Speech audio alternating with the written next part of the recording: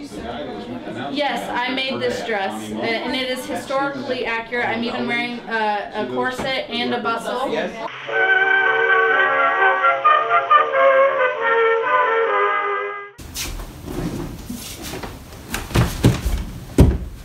Hello and welcome back to Mad Monk Vlog. I am Amy from Mad Monk Costumes. Today I am going to be showing you the full clip of me getting dressed in my 1870s dress. If you haven't seen last week's video, I would suggest clicking in the description. I'd like you to go watch that video. That is the full time lapse of me making my 1870s dress. And then this is like the full video in case you wanted to, whoa. I thought that was a ghost, that just scared me.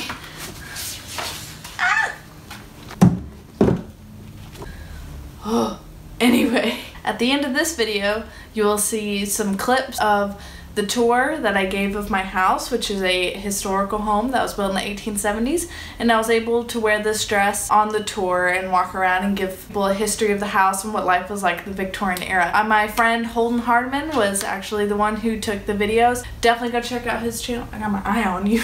Go check out his channel. He loves doing videos on the history of Pensacola, and so he's got some really cool ones out there. Holden Hardman. Go check out his Facebook and his YouTube. He's a really cool dude and came and was on the tour and got some other clips from the event that night. So yeah, please enjoy this video of me getting dressed in an 1870s historical Christmas dress. And yes, I am wearing a gorilla onesie.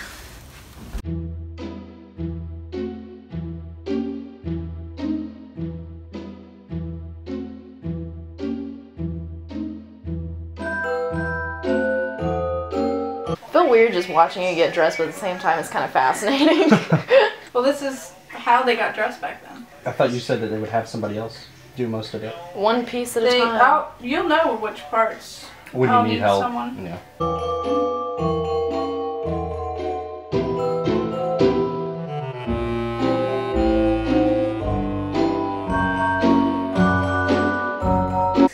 Okay, this is where I need help.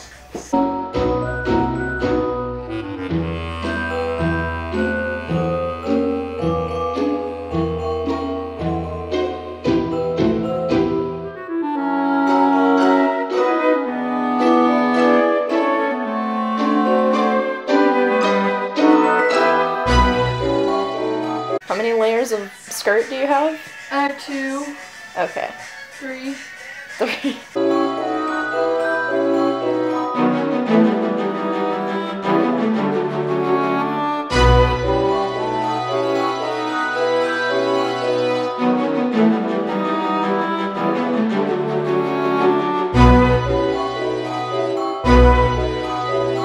Overkill? 500 buttons? No, the Victorians would never. Amy doesn't want to talk about the buttons. Oh yeah, the buttons, that's right.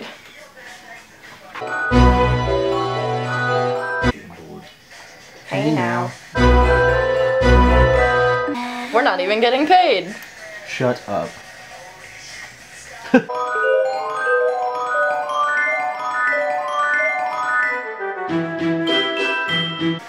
Somebody once asked, could I spare some change for gas I need? And we could all use a little change. Thanks, Obama. Well.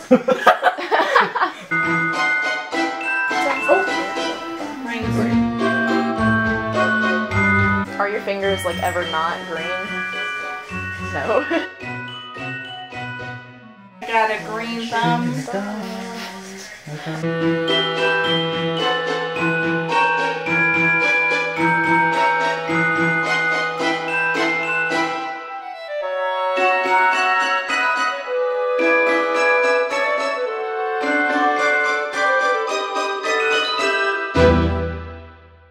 Well.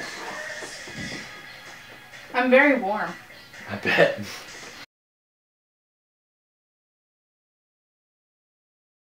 Oh yeah, that was fun. I've lived across the street for 20 years and never been in here. Oh, is that? This house was built by A.V. Clubs, who is the original builder of the Pensacola Opera House, and he owned the house across the street. He gave this home to his daughter Lily Clubs in 1893 as a wedding gift when she married Mr. Beggs. But A.V. Clubs was probably expecting some grandkids, so this was originally added as a nursery. And in the Victorian era, whenever kids they were about 11 years old, they stayed in the nursery. Doesn't matter how many kids you have, they're in the nursery. When they turned 11, then they moved into this room, and they all stayed in the same room. And they had a lot of kids at the time. The Beggs had 5 kids, but I've been to many plantation homes, and so far I've seen the average about 9 kids. So this is the master bedroom, and you probably noticed downstairs and in here that the windows go all the way to the floor. The door downstairs that you came in, that is the original door to the house, and that was the only door leading outside. Every other door in the house, even going out to the balcony, the door in there, is not original to the house. So why did they have a balcony if they couldn't get to it? Well, there's a tax on doors. You roll up the window and you go out through the window. So that was their loophole to avoid the door tax in the 1870s. And even in this door, this is the only window in the house that actually has the slit that the window would go through. It's been covered up on the other windows, except there's like one downstairs where you can still see the slit where the window would go up. But doorknobs were a lot lower, and they had really long windows so you could go out through the windows because people were much shorter. I am about the height of the average man in the Victorian era and the 18th century time. 18th century to Victorian time, I'm about the height of the average man. And so Queen Victoria herself was 4'11". So people were very short in about Victorian era. They also had chamber pots, no plumbing. So under the beds, they would have a little bowl, and that's how they went to the bathroom in the middle of the night. And servants would throw it out the window. I don't know about in this home, but I know that was a custom in the Victorian era to throw the chamber pot waste out the window. Amy, are there any written records of it? Yes, I went to the Pensacola Historical Society. I went into their archives and found the earliest document about this land being purchased was in actually the 90s when A.V. Clubs bought the house. He built the house, but I think someone else owned it, and then he purchased it back so he could give it to his daughter when they got married.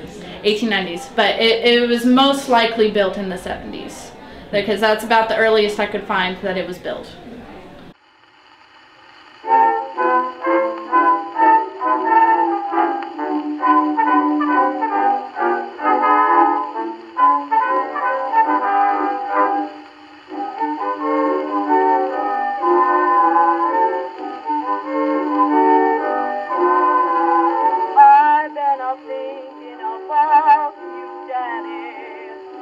Of United